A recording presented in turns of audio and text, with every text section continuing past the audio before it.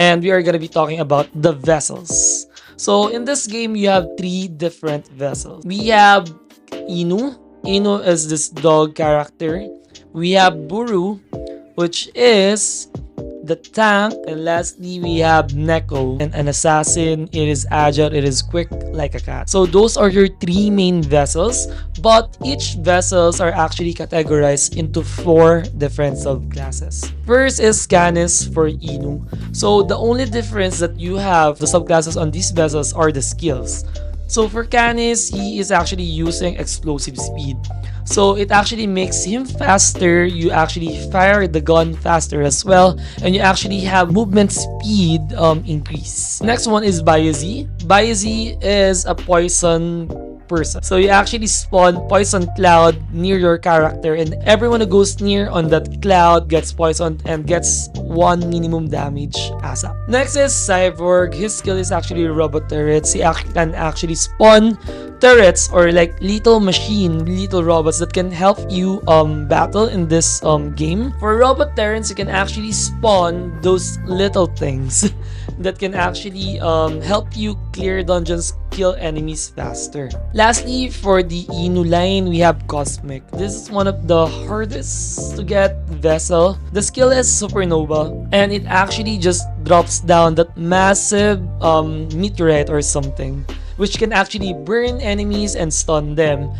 Next is Buru. Since Buru is actually your textbook definition of a tank, Taurus' skill is called Berserk. The more enemies that gathers around you or is near you, the stronger you are. So when you actually click the skill Berserk, you get a buff within that radius. If there are a lot of enemies, you get stronger. Next is Mecha. The skill is Energy Shield. So you actually gain a shield for a period of time, and it deals massive damage. So all the damage that the shield did absorb, it will reflect back to the people or to the enemy on that radius. And it is really a strong tool for both defense and offense. Next is Inferno. The skill is Hellgate. This is a perfect CC or a crowd control skill that sucks everyone inside that radius. And this is a range skill. You can throw it away from your character. So it's a good skill, especially if you are going to be teaming up with people. But even as an individual skill alone, this is a really strong way to clear. Lastly, we have Ancient.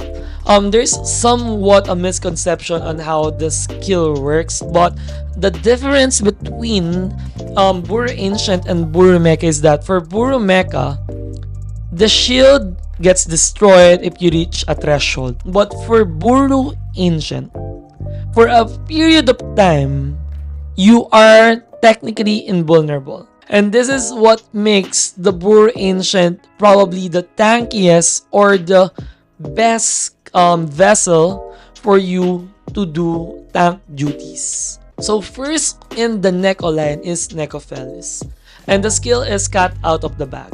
So basically, you're gonna be dragging your skill to a target location, and Felis or Necophelis is gonna be jumping there, dealing damage. And while you are rolling or moving to that location, you are invincible, and it means that you can use this as an escape tool or even use this to juke your enemies out.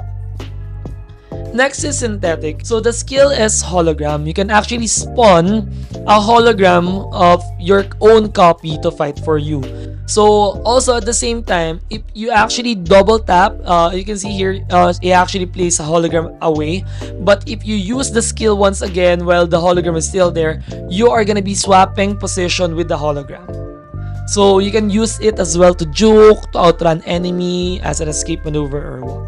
Next is Facewalker. So this is starting to feel like a definition of an assassin. So from its name itself and the skill's name, Shadow Walk, you get invisible, everyone near you gets slowed down, and there is an augment that really makes the Facewalker shine, and I'm gonna be discussing that later on. Lastly, we have Crystallis. The skill is Crystal Cage. Crystallis actually spawns a really strong damaging skill on a straight line. This is one of the strongest skill available in the game.